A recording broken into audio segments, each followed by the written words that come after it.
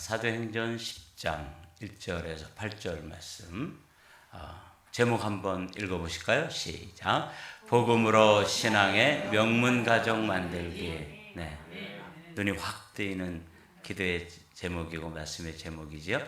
우리 성경 말씀 교독하시겠습니다.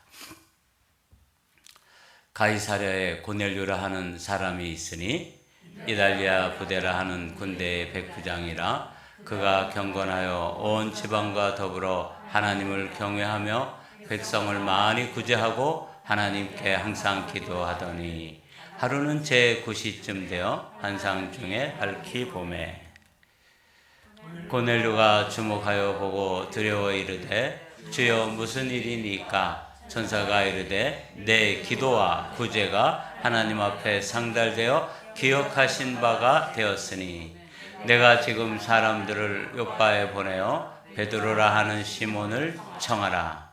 그는 무두장이 시몬의 집에 유숙하니 그 집은 해변에 있다 하더라.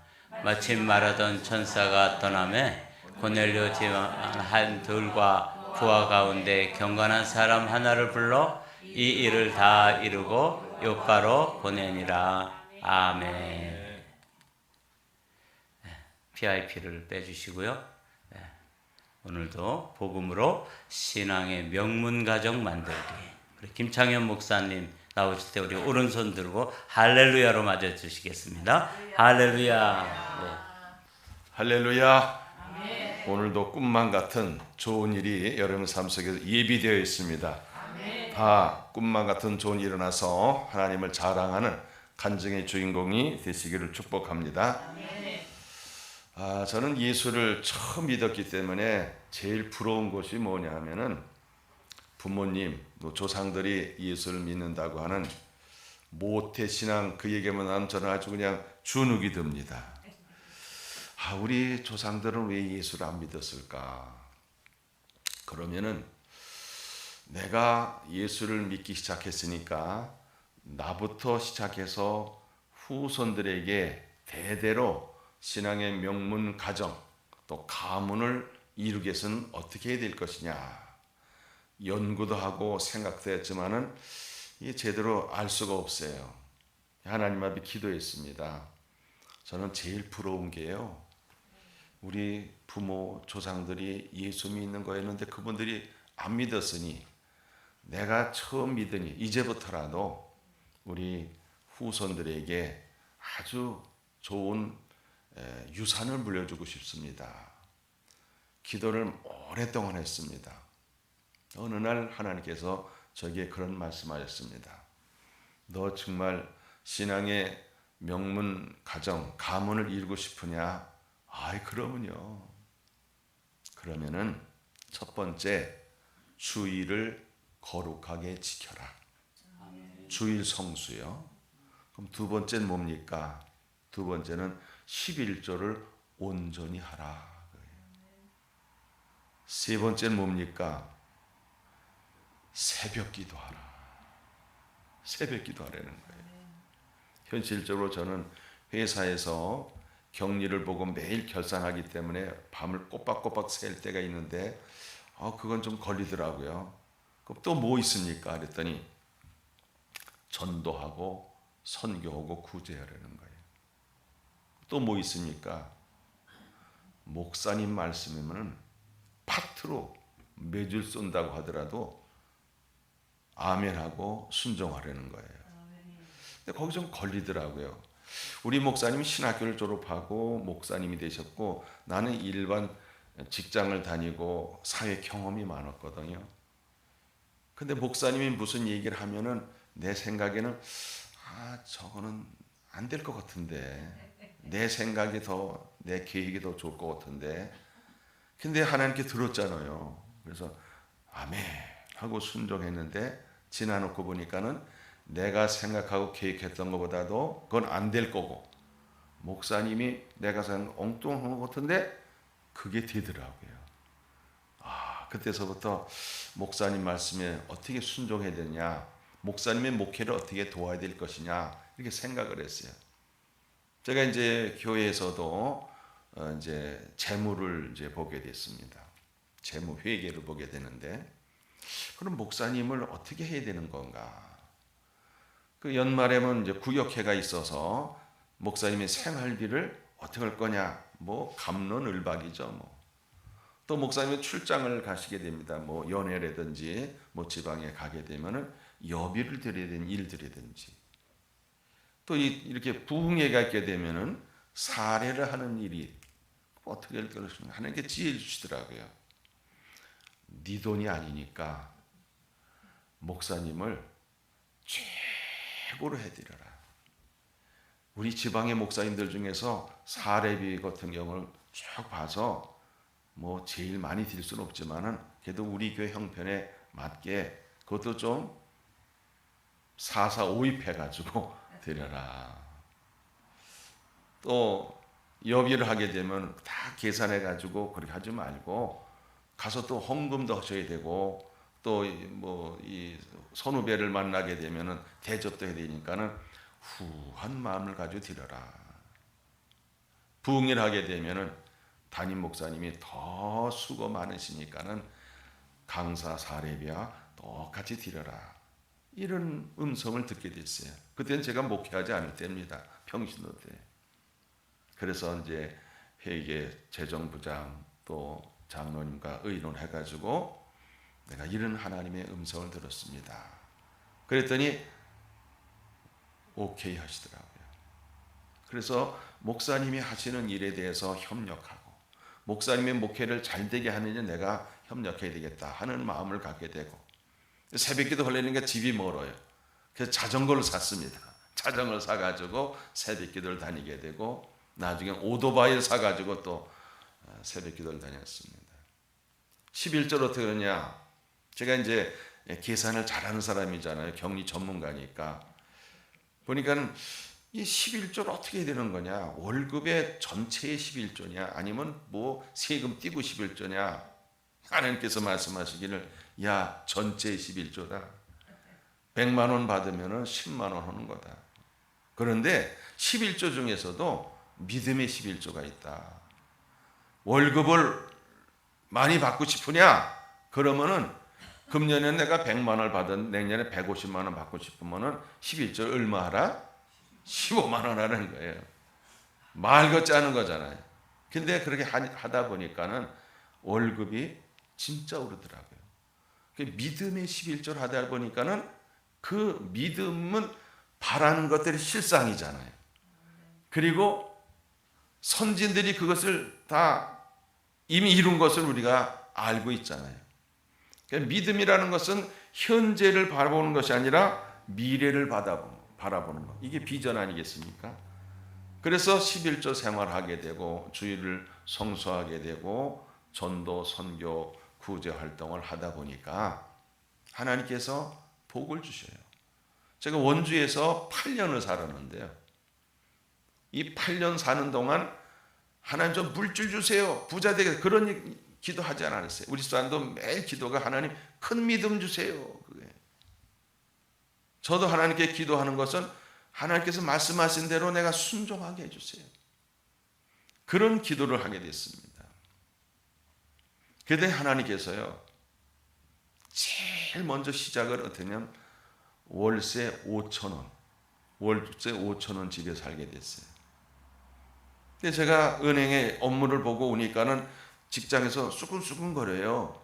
그러면서 원주의 최초의 민간 아파트가 민간이 공공 아파트가 들어오는데 거기에 월세를 내고 입주할 수 있는 조건을 보니까 근로자를 상대해요. 직장 다니는 사람들 중에서. 그래서 남의 얘기 듣고 저도 신청을 했어요. 그런데요, 그 높은 경쟁률에서 제가 당첨이 됐어요. 그래가지고 우리 둘째를 그 아파트에서 낳았어요.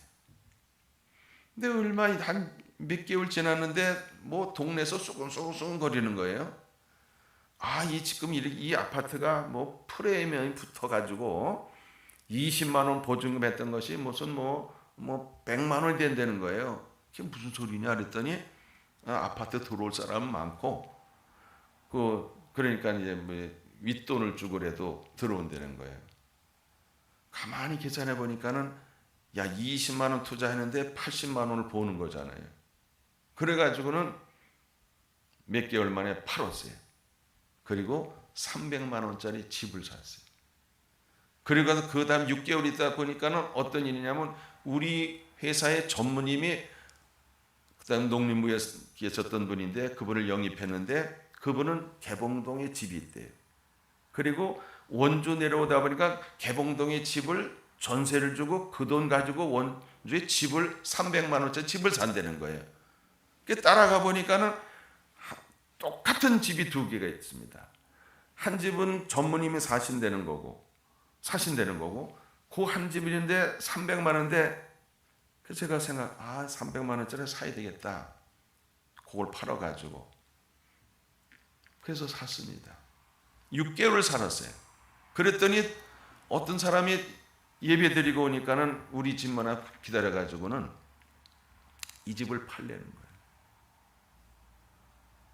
그래서 무슨 집을 파느냐고 이제 이사한 지도 6개월도 안 됐는데 그랬더니 자기 어머니가 옆에 사실은 전무집을 내놓은 거예요. 보니까는 입식 주방을 만들었어요. 근데 옛날은 그냥 구부려서 하는 그런 주방이잖아요. 자기 어머니가 입식 주방은 서툴르고 구부려서 하는 그런 주방을 원하는데 우리 집이 그렇다는 거예요. 그래가지고 이사 날짜는 없으니까 당장 팔으라고 말이죠. 근데 얘기를 들어보니까 전무집이 400만 원에 내놨더라고요. 교회를 갔다 저녁에 오니까요 또 기다리고 있어요. 팔라고요. 그래서 그냥 그럼 450에 판다.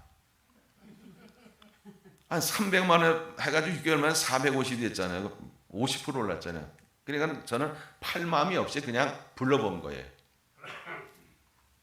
그리고 그 다음에 또 찾아왔어요. 그래서 450에 팔았어요. 그런 다음에 그 돈을 가지고 원주 터미널 근처에 땅을 사가지고 집을 2채를 지게 됐어요. 집 달라는 기도도 안 했어요. 그냥 하나님께서 주일을 성수하고 새벽 기도하고 그리고 목사님 말씀에 순종하고 전도 선교 구제하고 그리고 진짜 하나님이 원하시는 일을 하라는 거에 순종하다 보니까는 부자가 된 거예요. 그래서 셋째는 두 채를 졌는데 새로 진 집에서 또 낳게 됐죠. 그런 식으로 해가지고 하나님께서 8년 동안 복을 주시는데요. 월급도요. 처음에 5만 원을 받기로 하고 갔습니다. 원래는 7만 5천을 받기로 했는데 제가 이제 5일날 출근하니까는 5일을 빼서 5만 원을 주더라고요. 그것이 그 다음에 믿음의 11조니까 배로 오르고 그러면서 남보다도 월급을 많이 받게 되죠. 그러면서 이제 하나님께서 저를 부르시게 됐어요. 하나님께서 이 세상에 2개 기관을 세우셨습니다. 하나는 가정이에요. 아담과 하와를 가정을 해서 자식을 생육하고 번성하게 하시고 또 하나는 예수님 피값으로 교회를 세우셨습니다. 이 가정이 얼마나 중요합니까? 저는 그래서 성경에 보니까는 고넬료라는 사람의 가정이 참 명문 가문이 되는 거예요. 오늘 읽은 말씀 그는 경건하여 온 지방과 더불어 하나님을 경외하며 백성을 많이 구제하고 하나님 앞에 항상 기도했다 그랬습니다. 이런 가문이 되어야 되겠다 그런 마음을 먹게 됐습니다. 여러분 우리 인생을 살다가는 어느 순간인가 세상을 떠날 겁니다. 그럼 후손들이 여러분 어떻게 기억할까요? 저는 우리 장인을 보면은 밖에 나갔다 들어오시면은 꼭 앉아서 성경 읽어요. 어떤 데는 한 1년에 30독을 하실 때도 있어요. 지방에서 꼭 상을 받게 된다. 지방에 때는. 장모님 어떠냐? 50여 년 동안 교회 종을 치는 분이었어요. 그 새벽기도 하고. 그러니까 우리 후손들이 생각할 때 우리 장모님은 교회 종 치는 분이고, 그리고 새벽기도 하는 분. 기도의 사람. 우리 장인어른은 성경을 읽는 모습. 그게 아주 지금도 눈에 선합니다. 우리가 자식들에게 재산을 물려주고 싶죠. 그런 자식들의 재산을 물려주는 것도 중요합니다. 그러나 더 중요한 것은 뭐냐? 신앙을 물려줘야 되겠죠. 그 신앙을 어떻게 물려줘야 되겠습니까? 우리가 믿음의 본을 보여야 되죠. 말씀대로 우리가 살아야 되는데 사실 말씀대로 산다는 게 얼마나 어렵습니까? 그런데요, 우리는 믿음의 본을 보이기 위해서는 자녀들에게 기억이 될 만한 일을 해야죠. 그래서 어떤 분은 성경을 필사하고 있어요. 성경을 필사한 걸 가지고 후손들에게 나눠주려고 하는 거예요. 어떤 분은 성경을 1년에 몇 독씩 해가지고 그 말씀을 묵상하면서 자녀들에게 성경 읽는 모습을 각인시키기 위해서 본을 보이고 있어요. 어떤 분은 교회에서 순종을 잘하는 그런 모습으로 자녀들에게 본을 보이고 있습니다. 우리는 어떤 모습을 지금까지 보여줬을까요? 제가 영적인 그런 집회를 많이 하다 보니까는 특별히 이 목회자들 그리고 기도원 원장들 이런 분들에게 있어서 꼭 가정에 한 분이 참 안타까운 그런 모습으로 하는 분이 있고 정말 기도의 제목이 있는 부분들이 많아요. 어느 기도원 원장님인데 평생 기도원 원장 하는데 자기 며느리가 술 중독이 걸려요. 그래가지고는 술 없이는 살 수 없는 거예요. 그러니까 시어머니는 기도원에서 열심히 지금 은사 집회라고 막 그러는데 자기 막내 며느리는 맨날 술 없으면 못 사는 거예요. 자식은 뭐 내팽개치고 남편도 별거 하고 또 어떤 분은요 자식이 또 아주 좋지 않은 어떤 질병에 걸려가지고 고통 중에 있어요. 뇌전증이 걸려가지고 정말 발작을 하고 왜 그런 일이 있을까? 목회자의 가정에도 그런 일도 있고 장로님 가정에 그런 일도 있고 권사님, 집사님 가정, 전사님 가정 그런 일이 왜 있을까? 제가 연구를 하고 하나님께 기도하고 여쭤봤어요. 그러면서 그 상대하는 모든 그분들의 상황 속에서 늘 근심거리고 그리고 또 원망 불평하게 되고 남이 알까봐 또 이렇게 숨기면서 지내는 거예요. 제가 모시고 있던 어느 목사님은요 정말 대단한 분이에요. 근데 그 아들이 저와 동갑인 아들이 이북에서 내려올 때 열병을 앓게 됐어요. 그래가지고 그 열병 앓는 것을 고치지 못해가지고 평생 장애가 됐어요. 이분은 대단한 분이기 때문에 뭐 경력으로 치면요 목사지요, 사회학자죠, 롯데 사장도 지냈죠, 이디오피아 대사도 지냈죠, 일본 공사도 지냈죠. 하여튼 뭐 세계 YG맨 총재도 지냈어요. 그러니까 그 자식을 수십 년 동안 숨겼어요. 근데 어느 날 하나님께서 왜 숨기냐? 너희 가정에 그 아이가 십자가를 진 거라는 거예요. 너희 가문을 위해서 십자가를 졌다는 거예요. 그래서 저도 연구하다 보니까 그래요. 그분이야말로 정말 어떤 때는 힘들고 어려운 과정 속에서 있을 때에 원망하고 불평하고 그런 그 존재가 그 가문의 모든 것을 짊어진 십자가를 지고, 마치 예수님이 온 인류의 십자가를 지고 고난을 당하는 그 모습이라는 거예요. 제가 그래서 그 기도원 원장님, 그분이 원장님이 져야 할 십자가를 대신 지는 겁니다. 어떤 권사님도 그래요. 자식이 뇌전증 하나 켜서 정말 힘들어요. 그분은 돈이 많으니까 서울에서 유명한 아파트에 사는 분이고 뭐 이름 대면 알 만한 사람인데 그 자식이 그런 상황인데, 돈이 많으니까 돈 가지고 이제 다른 사람이 이렇게 케어하도록 하는데 근본적인 문제가 해결되지 않아요. 그래서 권사님의 자식이 권사님이 저의 십자가를 대신 지는 거예요. 그러면서 하나씩 그렇게 해서 하다 보니까는 영적인 문제가 해결되니까 가정의 문제가 해결되고 치유 역사가 나타나게 되고, 할렐루야. 지낼 때는 힘들고 어려운데 오히려 그것이, 그 고난이라는 것이 시편 119편을 보면은 고난이 유익이라는 것을 깨닫게 되는 순간이 있지 않습니까? 가정도 마찬가지예요. 때론 남편이, 어느 분은요 지금 경찰, 두 부부가 경찰이에요.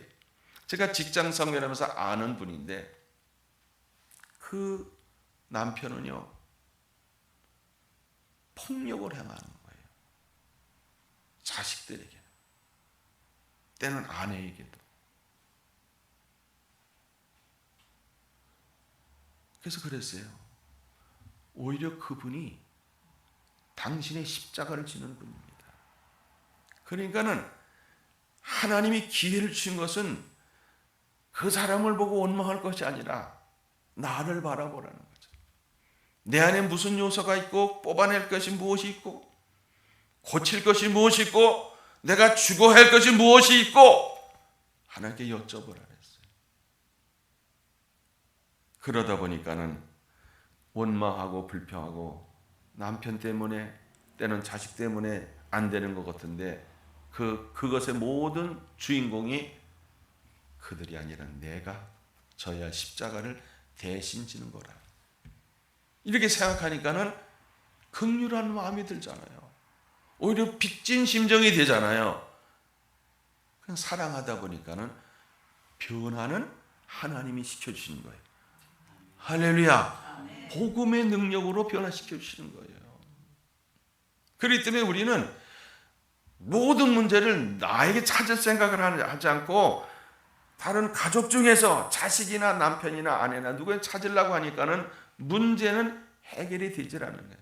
문제는 분명히 있고 해답은 분명히 있는데 해답을 찾지 못하는 거죠.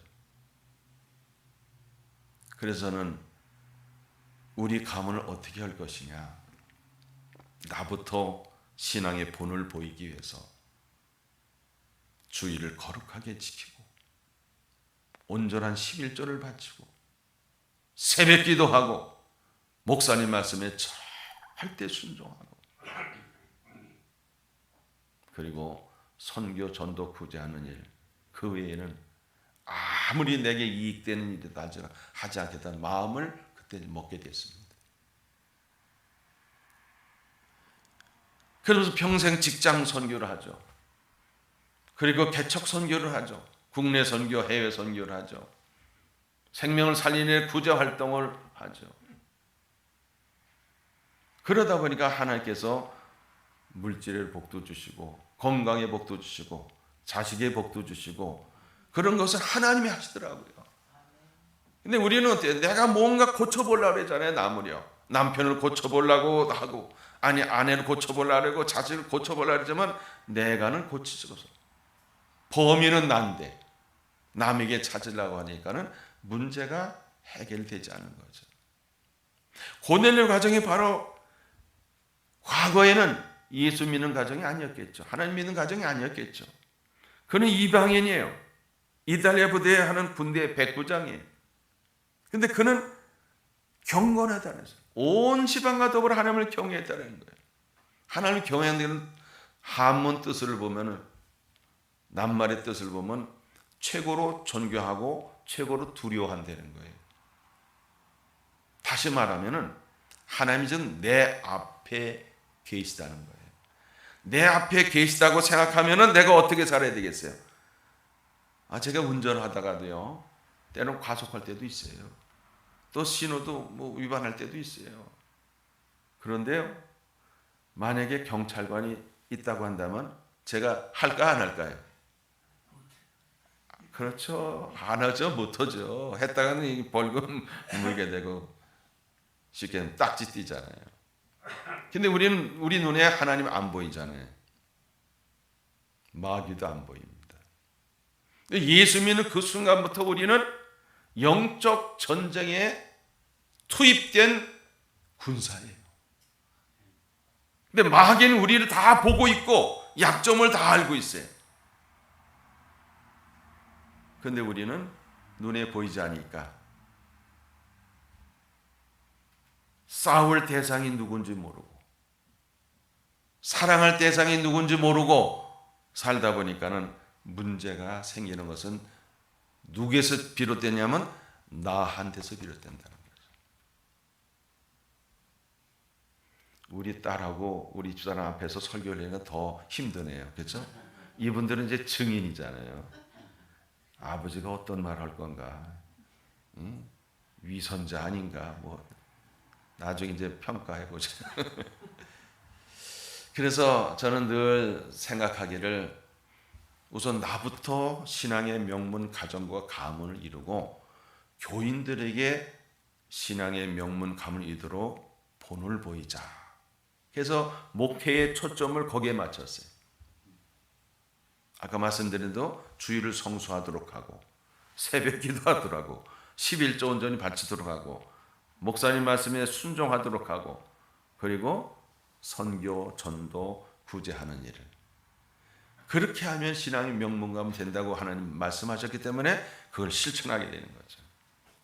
그런데 많은 분들이 뭐에 걸리냐 하면은 새벽 기도도 걸립니다. 왜? 잠이 많잖아요. 그리고 옛날은 이 불이 없어가지고 일찍 자는데 요즘에 불만 켜면 화나잖아요. 낮인지 밤인지 착각 못해가지고 잠 안 자고 그러다 보니까는 새벽 기도하기 어려운데요. 새벽 기도야말로 하루의 삶을 안전하고 건강하고 보장받는 시간이란 말이에요. 그래서 새벽 기도의 말씀을 500명한테 보냅니다. 성경을 1년에 1독을 할 수 있도록 해가지고 요약을 해가지고 500명한테 보내요. 그 500명을 받은 분들이 가족들과 가정 예배를 드리고 또 이웃에게 또 전합니다. 아는 친지 지인들에게 전합니다. 그리고 저는 매일, 오늘도 여기 오기 전에 1200명에 대한 기도를 했습니다. 그분들이 나한테 기도를 요청한 거 없어요. 내가 하는 거예요. 왜냐하면 나는 나를 위해서 기도하는 사람이 많지 않으니까 나라도 남을 위해서 기도하다 보면, 성경이 있잖아요. 평안과 복음을 빌라고 해서 했는데 상담이 안 받으면 나한테 어떻게 온다 그랬어요? 그저 곱빼기로 온다는 거예요. 그래서 저는 1200명, 이제 더 늘어나죠. 이제 여기 왔다 가니까 여러분이 이름을 기억하고 그런 분들은 제가 또 써놓고 기도합니다. 이렇게 자꾸 남을 위해서 기도하려고 들고, 남이 아프면은 내 돈 들여가지고 지난번 전주까지 갔어요. 아주 젊은 사람이 애 하나 낳고 암이 걸렸어요. 너무 안타까워서 내 돈 들여서 4시간 들여서 전주까지 갔다. 누가 아프다 하면 저는 죽을 고비를 몇 번 넘긴 사람이기 때문에 그냥 허투루 듣질 않아요. 하나님, 제가 할 것은 기도밖에 없군요. 저 가정에 저 문제가 해결돼 가지고 신앙의 명문 가정 또 대대로 그런 가문을 이루게 해 주옵소서. 저는 신약 성경 첫 번째 읽으면은 남들은 마태복음에 보면 누가 누굴 낳고는 그랬는데 저는 거기에 오히려 와, 족보가 중요하구나. 야, 나는 아브라함과 이삭과 야곱으로 이어지는 그런 족보에 나도 들어가야 되겠다. 이런 마음을 가지고 족보를 좋아합니다. 그런데 저는 예수 믿는 것 때문에 족보에서 빼뜨린다는 그런 얘기 있지만은 좋습니다, 아버지. 나는 예수님 족보에 들어가겠습니다. 내가 안동김가라는 족보에서 빠진다 하려다 부천 사니까 차라리 부천 김씨를 내가 만들겠다고 말이죠. 그런데 제가 신학교를 딱 들어가니까요, 그때부터 그분들은 감히 저한테 예수를 믿지 말아라, 뭐 목사하지 마, 그런 얘기를 못 하더라고요. 영권이 달라지는 거예요. 영적인 전쟁에서 우위를 차지하게 되는 거예요. 근데 우리는 안 믿는 사람이 뭐라 하면 크게 들리는 거예요. 하나님의 음성이 크게 들리기를 바랍니다. 사람의 말은 그걸 흘려보내세요. 어제도 말씀드렸죠. 업신여김을 당하는 게 뭔지 아십니까? 버림받은 자예요. 똑같이 서 있는데요, 어느 사모님이 내가 인사라도 안 받아. 그리고 다른 사람하고 얘기만 해요. 이게 업신여김을 받는 거로구나. 제가 뭐 여러 가지 인류의 오해가 있고 잘못 생각하고 잘못된 정보를 가지고 그렇게 보니까는 아예 상대하러 들더라고요. 저는 그렇게 생각도 안 했는데 부천에 예수라고 하는 소문이 났대요. 저는 그런 줄 몰랐어요. 근데 저는 감리사가 해요. 야, 너 부천에 예수라고 소문났는데 너 지금 보니까 사기꾼이라구나. 이렇게까지 직접 들었어요. 그런데요, 제 마음이 나는 안 그러니까. 그래 먹는데도 역시 마음에 상처를 입더라고요. 그런 제가 곤두박질 쳐가지고 다른 사람에게 뭐 참 여러 가지 좋지 못한 소리를 들을 때 우리 자녀들이 저를 인정해 준 거예요. 우리 아버지는 자기들 보기에도 좀 이게 뭐 외골수로 한 길로 가니까 좀 그런 게 있는데 우리 딸이 그러더라고요. 우리 아버지는요, 어떤 데 보면 좀 그런데 한결같이 변함없이 그 길을 가고 있는 거, 그걸 인정해 주더라고요. 그러니까 다른 사람들은 다 어쩌고 저쩌고 뭐 소문 듣고 그러지만 우리 자녀들 오남매는 아버지 같은 목사가 돼야 되겠구나, 아버지 같은 삶을 살아야 되겠구나, 그러면서 다섯이 신학교를 들어가게 된 거예요. 그래서 저는 다른 건 다 몰라도 내 가정에서 자식들이 나를 인정하고 있다는 거기에 위로를 받습니다. 뿐만 아니라 하나님도 저를 위로하시고, 제가 고난당하고 어려움 당할 때일수록 저는 하나님 앞에 더 가까이 가요. 하나님 마음은 어떠실까? 하나님 나를 어떻게 생각하실까 하면서, 돈 문제 때문에 어려움을 당했지만 돈을 요구한 것이 아니라 하나님에 더 가까이 갔다는 그 이야기를, 어느 날 제가 개척해준 원주에는 은혜교회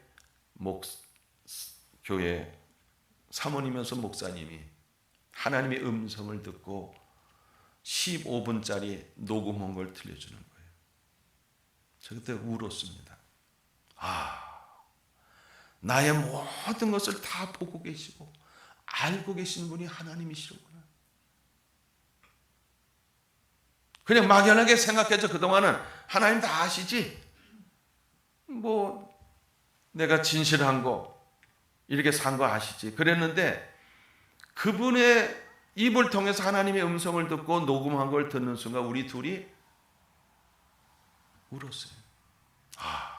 하나님은 다 보고 계셨구나, 다 알고 계셨구나.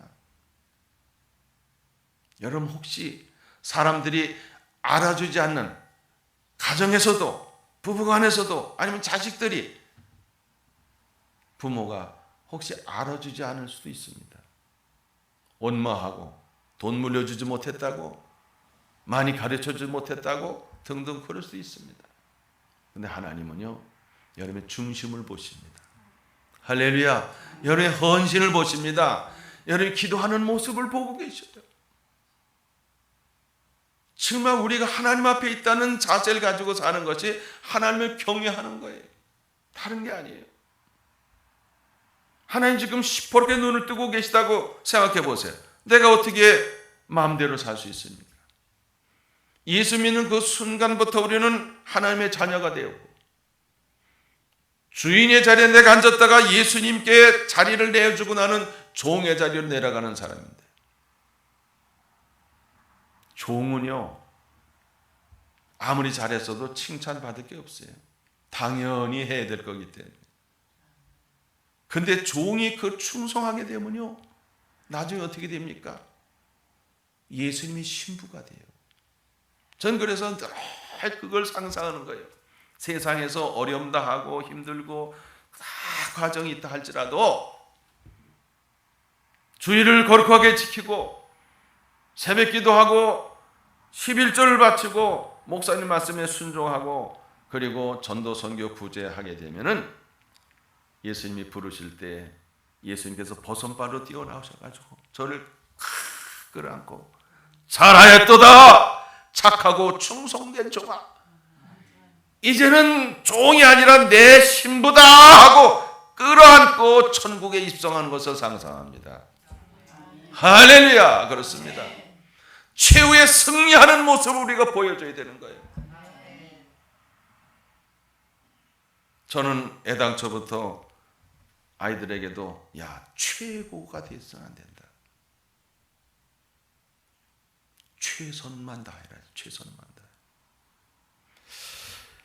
제가 만약에 서울의 서초동 8학군에 그 한길교회라는 곳에서 교육전사로 있다가 그 교회에서 제가 신학을 마치게 될 때 90세가 넘으신 애국자이신 원로 목사님이 제 바짓가랑이를 붙잡고 전사님, 우리 후손들을 위해서 여기 담임 목사를 해주세요. 그 교회는 교파가 없는 거예요. 교파 분열이 항상 있을 때 특별히 덕수 장로교에 있던 분들, 이북에서 피라 나오신 분, 이런 분들이 야 우리 교파 싸움에 하지 말고 그냥 기독교 한길교회를 하자 그래가지고 세운 교회예요. 계속 교회당 예배당도 없이 YMCA나 이런 데서 예배를 드리던 분인데 후손을 생각하니까는 안 되겠어서 서초동에다가 교회를 세웠어요. 근데 그 교회를 세우고 나니까는 서초동에 있는 사람들이 그 교회를 못 오는 거예요. 왜 못 오냐면요, 한국의 0.00001%가 다니는 교회가 됐어요. 사회적인 모든 저명 인사와 이런 분들이 다니는 거예요. 감히 서초동에 있는 사람들이 우리 교회를 못 와요. 근데 제가 교육전사를 있으면서 가가지고 새벽 기도가 없어가지고 새벽 기도를 해 복받으니까 제가 새벽 기도를 만들었어요. 그러니까 그 동네 사람들이 오기 시작한 거예요. 그러면서 그 교회를 이제 부흥하게 하고 하는 과정 속에서 그분들이 보기에 당신들이 후손을 위해서는 김창현 전도사가 목사 한 수만 주면 되니까 한경직 목사, 그다음 김창현 목사 몇 사람 불러가지고 안수 주겠다는 거예요. 근데 제가 거절했어요. 왜 거절했냐? 제가 3년 전에 죽을 병에서 살아날 때 하나 고쳐주셨을 때 남이 안 가는 거 싫다고 하는 거 어려운 곳에 가겠다고 서운했잖아요. 그래서 뿌리치고 부천으로 오게 된 거예요. 만약에 제가 거기서 있었다면 아마 거기는 서울고등학교, 상문고등학교, 서초고등학교 바로 생겼는데 세 고등학교만 만약에 우리 애들 5이 들어간다면 스카이는 무조건 들어가는 거예요. 명문고등학교들이 있는 곳 8학군입니다. 그런데 저는 부천으로 갔어요. 오죽하면 우리 큰아이 선생님이 우리한테 뭐냐냐? 아니 왜 남들은 일을 오려고 길을 쓰는데 여기 있는 사람이 왜 부천으로 갑니까? 이해를 못하죠. 근데 지내놓고 보니까 하나님께서 우리 오남매를 하나님의 종으로 쓰시기 위해서 저를 그렇게 훈련시키신 것 같아요. 그래서 저는 우리 자녀들에게 물질을 물려줄 건 없어요. 다만 뭘 물려주느냐? 신앙을 물려줘야 되겠다. 바로 그겁니다. 그래서 우리는 이 신앙을 계대시키지 못하면 인생은 실패자라고 저는 얘기합니다. 저도 만들어가는 과정이지만은 다 이룬 것은 아니지만은 그런 과정 속에 있으면서 늘 생각하는 것은 하나님을 사랑하고 이웃을 사랑하는데, 때로는 정말 저도 목회하면서 저와 우리 자녀부터 기도하는 것처럼 성도들부터 기도하잖아요. 맨 나중에 내가 기도하잖아요. 어떤 데 기도할 새가 없으면 그릇도 지나가다가 다른 때 하고 그러지만, 근데 중요한 것은 뭐냐? 그렇게 우리에게 맡겨진 자녀를 어떻게 양육할 것이냐? 최고로 키우려고 하지 말고 최선을 다하게 하라는 말씀. 나머지 모든 하나님 책임지다는 그런 믿음을 가지고, 어떤 때는요 한 1년에 2천만 원 등록금이 들어갈 때가 있어요. 근데 그때 저는 그냥 교회 들어오는 헌금이 있으면 어떻게든 교회를 개척하고 건축하고 구제하고 이런 일만 하다 보니까는, 그래서 나간 교인들도 많아요. 40여 년 목회하면서 어제 말씀하신데 한 1,000명이 지나간 것 같아요. 오늘 새벽이네요. 1,000명의 근로 청소년들이 우리 교회를 거쳐서 갔어요. 거기서 뭐 잘 신앙생활 하겠죠. 어떤 청년은요, 이 11조를 안 바치면은요 고기도 사 먹을 수 있고 그랬는데 11조 바친다고 그냥 또 그런 사람이 있고, 그래도 11조 하라고 가르쳤습니다. 왜? 심어야 난다. 여기는 주급을 받기 때문에 일주일 살림이잖아요. 그럼 여기는 빨리 나네요. 일주일 동안 버는 거 가지고 11조 하니까 일주일 만에 나는 거고, 한국은 한 달이잖아요. 그렇기 때문에 11조는 씨앗이다. 그리고 후손들에게 물려줄 신앙의 유산이다. 그렇게 가르친 거예요.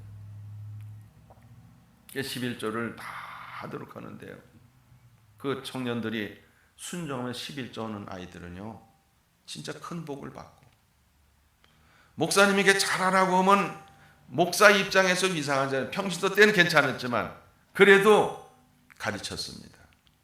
그랬더니 속회에 있는 아이들이 그 당시에 5,000원씩 다 모아가지고는 식당에 가가지고 우리 가족과 함께 식사를 나누고, 어느 날은 어제 말씀드렸던 폐병에서 앓다가 이제 고침받은 그 남편이 어느 날 와가지고 목사님 제가 직장을 그만두겠습니다. 왜 그러냐고. 자기 형이 하는 사업장에서 일하는데 그만둔대요. 그래서 근데 그 얘기를 하기 전에 송구 영신 예배 때 기도 제목을 쓰라 그랬거든요. 그럼 11조 쭉 하고 11조를 얼마가 하고 싶은가를 쭉 쓰는데, 그 당시 11조를요 그분들이 그 월급을 받는 것이 기껏 많이 받아야 20만 원, 30만 원 받을 때예요. 근데 이 사람이 11조를 70만 원을 썼어요. 이게 동거래 하나가 없어야 되는데 했나보다 생각하니까는 아니래요.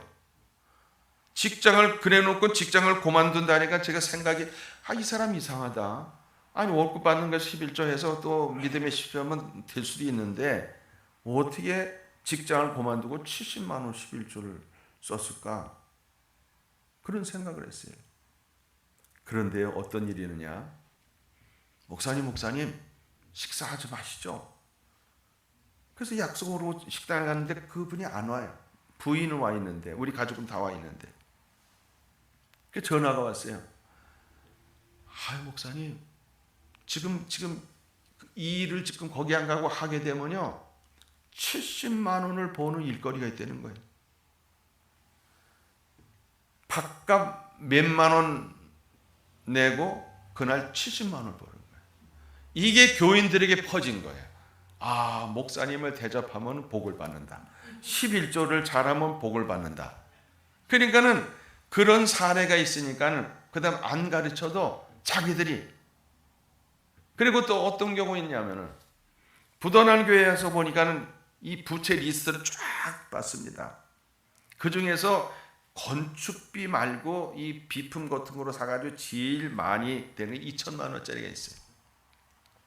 2천만 원, 1,800원, 1,500원 쫙한 40가지 써놓고 교인들을 펼쳐놓고 자, 이 문제를 해결하면 우리가 이 부도난 교회를 이렇게 잘 재건할 수 있으니까 해보자 그랬는데 거기서 앞을 다퉈가지고 2천만 원짜리를 맞고 얼마짜리를 맞고 막 그러는 거예요. 2천만 원짜리를 맡은 사람이 있어요. 근데 뭐 남편이 직장 다니는 거예요. 그리고 이 사람은 또 애를 낳았어요. 근데 애가 어떻게 되냐면은 100일이 되는데도요 밤새도록 울어가지고 온 동네 사람이 잠을 못 자는 거예요. 2천만 원을 이거 어떻게 작정을 해놓고 어떻게 할 건가? 저도 어떻게 되면 염려가 되죠. 근데 어느 날 작정해놓고 저한테 찾아서 목사님 2천만 원을 작정했는데 내가 공장에 다닐 테니까는 이 아이는 자기 친정어머니한테 맡기고 다니겠다는 거예요. 그래? 그거 한 달에 얼마나 버는데 뭐 40만 원 50만 원 정도 번다는 거예요. 2천만 원을 갚기 위해서 직장 생활하겠다는 거예요. 눈물이 나죠. 저도 너무 교인들에게 헝가니게나 생각을 했는데 그렇게 해놓고 집에 갔는데 그날 밤부터 100일 동안 울던 아이가 울음이 딱 그쳤어요. 그리고 한 달이 딱 됐어요. 한 달이 딱 돼가지고 월급 봉투를 뜯지도 않고 저한테 와서 목사님 이거 월급 이 중에서 자기 친정어머니 애 본 값으로 얼마 주고 나머지는 헌금하세요. 몇 달 안에 있어서 어떤 일이 벌어졌느냐. 슈퍼마켓을 하는 사람이 그만두게 됐어요. 슈퍼마켓을 인수했어요. 그래가지고 11조가 200만 원까지 하게 됐어요. 할렐루야. 2천만 원짜리를 부채를 맡았는데 11조를 한 달에 200만 원씩 할 수 있는 복을 받았어요. 그러니까 목사님 말씀에 순종하고 교회에 헌신하고자 하는 그런 마음을 줄 때 하나님께서는 이미 복을 준비하셨다가 상상도 못하게 부어주시는 거죠. 할렐루야. 제가 또 우리 교회가 이제 건물을 인수해가지고 빚이 산더미 같이 쌓이는데도 지방 목회자를 위해서 교역자를 회의를 하게 되는데 그 당시에 교역자의 해면요 개척교회 하는 목사님들은요 그때만 기다려요. 그때 뭐 먹는 날이에요? 경험했죠? 고기 먹는 날이에요. 고기 먹는 날이에요. 우리는 그때 한 달에 한 번씩 고기 먹는, 큰 교회 가면 소고기 먹고 그렇지 않은 건 돼지고기 먹고 하여튼 고기 먹는 날이에요. 너무나도 그게 제게 그냥 그래서 개척교회 하는 목사님들 한번 전체를 한번 대접해야 돼가지고 당아래고 마을에 고려회관이라는 게 있어요. 고려회관이면 거기서 소고기 뭐 안심 등심 같은 걸 해가지고 실컷 잡수시라고 그랬더니 거기는 목사님들이요 세상에 내가 평신도 하나 이런 분들한테 대접을 받은 건 있지만 목사님이 목사님들을 대접하는 거는 처음이라는 거예요. 그래 이제 뭐 하여튼 잘 잡수시더라고요. 그냥 고기는 잘 잡수더라고요. 그랬는데 저에게 어떤 일이 벌어졌냐? 그때 항상 비스타 이런 거 끌고 다녔거든요. 하나님께서 교인들에게 마음을 주셔가지고 소나타를 사서 저는 몇백만 원 식사 대접을 하고 몇천만 원짜리 승용차가 생긴 거예요. 아, 목사도 이렇게 대접하니까 목사도 받는구나 하면서 어딜 가든지 저는 이제 대접하는 사람이 돼요. 이게 자꾸 대접하다 보니까 제가 또 직장 성교 목회자협의회 회장을 또 3년 했잖아요. 제가 이제 우리 동료 목사들이나 어디에 강의할 때 그럽니다. 여러분, 리더십이 뭔지 아십니까? 조용하죠. 리더십 뭐가 여러 가지 속에서 뭘 지금 정의하고 막 이제 낱말을 찾고 뭐 뜻을 찾고 이제 그러겠죠. 그래서 여러분, 리더십은요, 밥 사는 거예요. 커피 사는 거예요. 그리고 돈 내는 거예요. 내가 회장을 해보니까 밥 사고 커피 사고 돈 안 쓰면 리더십 안 돼요. 그러니까 우리는 항상 없는 것 같아도 없는 가운데도 자꾸 하다 보니까는 하나님이 거기에 맞게 복을 주시는 거예요. 그래서 저는 어떤 분은 믿음이 있다고 하는데 하나님께 주시는 복을 받기 위해서는 요만한 종지 같은 것을 준비하는 사람이 있고, 어떤 사람은 이 다라 같은 큰 그릇을 준비하는 사람이 있어요. 아무리 하나님께서 뭘 주실래도 종지 같은 데 부어줘봐야 종지 안에 얼마밖에 안 들어요. 근데 큰 다라를 준비하면, 다라는 걸 아시죠? 뭔지. 예, 큰 그릇이 있습니다. 하나님 그렇게 믿음대로 부어주시는 걸 믿으시기 바랍니다. 그러니까는 심어야 나는 거잖아요. 성경이 있잖아요. 심은 대로 어때요? 잘하시는데요. 우리가 심은 대로 거두는 거예요. 콩 심으면 뭐예요? 그렇죠. 팥 심으면요? 돈 심으면? 그렇죠. 그렇습니다. 제가 경험한 거예요. 그래서 제가 직장 생활할 때도 제가 이제 뭐 은행 쪽이나 대접을 많이 하잖아요. 아, 이게 복이로구나. 남을 대접하는 게 복이로구나. 그래서 저는 이 받는 것보다 이제 주는 게 더 오히려 자연스러운데, 받는 거는 그래서 아, 이번에도 이분들이 식사 대접을 하는데 첫날부터 얼마나 맛있는 거 그냥 또 왜 또 양이 이렇게 큽니까? 우리는 밥도 조금 먹으려는데 밥도 그냥 엄청 많고 그냥 고기도 엄청 많고 그냥 조금만 주시기 바랍니다. 너무 감사하죠. 그래서 가정에서부터 이런 모습을 보여주는 거예요, 자녀들에게. 그럼 그것이 다 몸에 뱄니다. 그래서 여러분의 가문을 남들이 볼 때 부러워해야 돼요.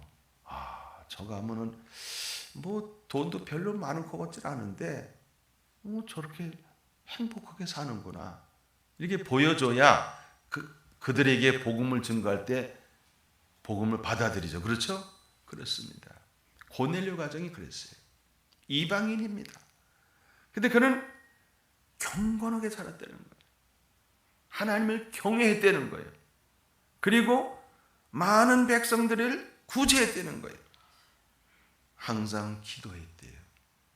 이것이 비법이에요.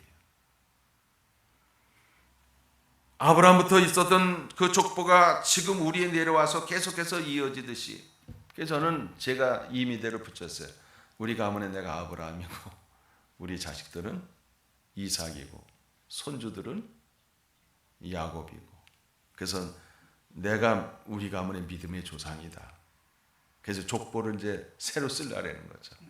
내가 1대, 2대, 3대. 그래서 1대는 제가 이제 목사고, 2대는 또 우리 자녀들이 목사고, 3대는 지금 손주가 지금, 그래서 큰 손주가 감신에 또 입학했다가 이제 군대 갔지만, 이렇게 해서 계속해서 계대해 나가려는 것을 제가 꿈이고, 또 우리 손주는 그렇게 갈 줄 몰랐는데 지가 스스로 가겠다 그러니까는 우리도 깜짝 놀랐죠. 그래서 대대로 신앙의 명문가문을 이루자. 장로님 가정에서는 목회자가 나오는 것이 또 평신도에서는 목회자가 나온 신앙의 계대를 이해하는 참 중요합니다. 요즘 신학교 보면요, 목사님의 자녀가 거의 90%예요. 평신도의 자녀는 거의 안 와요. 이러다간 목사 되려고 하는 사람은 없는 시대가 올 것 같아요. 그러니까 여러분들이 어떻게든지 하나님께 바쳐야 되는데, 왜 그런 말들이냐면요, 성경에 보니까요, 왜 레인을 택했는지 아십니까? 우리가 그 애굽에서 10번째 재앙이 있죠. 10번째 재앙이 뭡니까? 장자를 치는 재앙이죠. 그 장자를 치우는 재앙인데 예수님 그 당시에 양의 피를 문설주와 임방에 바른 집은 심판을 뛰어넘었다서 유월이라고, 그래서 그 절기 유월절이라 했잖아요. 그런데 그 의미가 뭐냐면요, 레위족은, 레위인들은 누구를 그 상징하느냐면요, 여러분의 가정에 장자, 딸이든 아들 장자는 다 누구 거냐면 하나님 거예요. 근데 레위인을 통해서 이어가게 하고 여러분의 장자의 모든 것을 갖다가 레위인이 대신하는 거예요. 다시 말하면 이 교회 담임 목사님은 여러분의 장자를 하는 게 바쳐야 되는데 바치지 않고 대신 담임 목사님이 그 역할을 하는 거예요. 그러니까 내 가문에 장자를 하는 게 바쳐야 되는데 내 가정의 장자의 대신으로 누가 지금 하고 있느냐? 담임 목사님이 하고 있다는 거예요. 그럼 어떻게 대해야 되겠어요, 담임 목사님? 고마운 존재죠. 그렇죠? 내 자식이 목회자가 돼야 되는데 다른 일 하게 하고 대신 목사님이 사역을 하는 거니까는 고마운 마음을 가져야 되고, 때로는 내 자식과 같은 마음을 가져야 되고, 그래서 합력해서 이 하나님이 세우신 이 교회, 가정은 그렇게 해서 가정을 이루는 우리들이 하지만은 교회는 목사님을 통해서 하는 거기 때문에 나는 거기에 협력자, 조력자가 돼야 된다. 스폰서가 돼야 된다. 그거죠. 그럴 때 여러분의 가문을 누가 책임져 주실까요? 하나님이 책임져 주시는 거예요. 부부간에 서로 사랑하고 형제간에. 그래서 성경에 보면 형제를 주신 이유는요, 형제 중에 어려움을 겪을 때 다른 형제가 도우라고 형제를 주셨다는 거예요. 그래서 우린 그런 하나님의 그 법칙, 하나님께서 의도한 그 내용을 알게 되면은 가정에서도 좀 엇나가고 빗나가고 좀 문제가 있는 사람이 있을 때 아까 말씀드린 대로 쟤는 우리 가문의 십자가를 진 사람이로구나, 예수 같은 존재로구나 생각하고 그걸 같이 아파하고 그것을 도와주고 협력하고 그러는 거죠. 그럴 때 하나님께서 가정을 신앙의 명문가문으로 만든다는 거죠. 그래서 여러분 대대로 신앙의 명문가문을 만들어 놓지 않으면은 아무리 여러분의 일생 동안 성공했다가도 실패자예요. 뭐 여러분들은 다 잘 키우셨어요, 보니까요. 근데 더 여러분들 좀 노력하시는 거, 그냥 달리는 말에 채찍을 해 더 빨리 달리거든요. 그렇듯이 이번 집회를 통해서 마음으로 하세요. 하나님, 주일 성수하겠습니다. 새벽 기도하겠습니다. 11조 하겠습니다. 목사님 말씀에 100% 순종하겠습니다. 전도 선교 구제하겠습니다. 이 5뿌리의 것을 마음판에 새기시고 한번 실천해 보세요. 반드시 하나님은 여러분의 상상할 수 없는 정도의 복을 주십니다. 그게 물질의 복이든 건강의 복이든 자식의 복이든 사업의 복이든 어떤 경우든 하나님은 마음껏 축복하신다는 거죠. 저는 평신도에 돈이 저절로 하나님 주신 건 받았어요. 근데 평신도 생활을 하지 않고 목회자가 딱 되는 순간 하나님께서는 모든 돈을 다 완전히 스톱시키더라고요. 0에서 시작해요. 0에서. 교회 개척도 0에서 시작했습니다. 하나님이 하시더라고요. 그러니까 여러분들의 모든 생활 속에서 물질 무슨 등등 걱정할 시간에 기도하시고 그거 염려할 시간에 뿌리시고 그리고 교회에 열심히 나오셔서 하나님과 독대 한번 해보세요. 하나님 참 기뻐하십니다. 아무도 없는 교회에요. 혼자. 제가 신학교 다닐 때요, 방배동에서 있으면서 그 회사 정리를 하는 때 새벽 기도를 남산교회를 갔어요. 남산교회 갔는데 거기 새벽 기도 하는데 한 200명 정도 나오더라고요.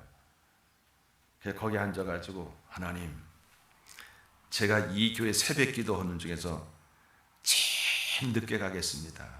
지금 생각하니까 미안하더라고요. 그 목사님이 자꾸 뒤돌아봤을 거예요. 저 왜 안 가나? 저 왜 안 가나? 열심히 정말 기도하고 그리고 신학교도 가고 그랬거든요. 그러다 보니까 그 목사님 폐가 된지는 모르지만 저는 그때에 아무도 없을 때에 하나님의 음성을 듣게 되고 능력을 받게 되고 체험을 하게 되고 할렐루야 그렇습니다. 그래서 이곳은 여러분 기도의 장소로 여러분이 정말 간증의 주인공으로 그때 누구만 자랑해야 돼요? 하나님만 자랑하시기 바랍니다. 예수님만 증거하시는 자랑하시기 바랍니다. 그러면 훗날에 여러분은 신앙의 명문 가문이 돼가지고 하나님 자랑 간증의 주인공이 될 줄 믿습니다.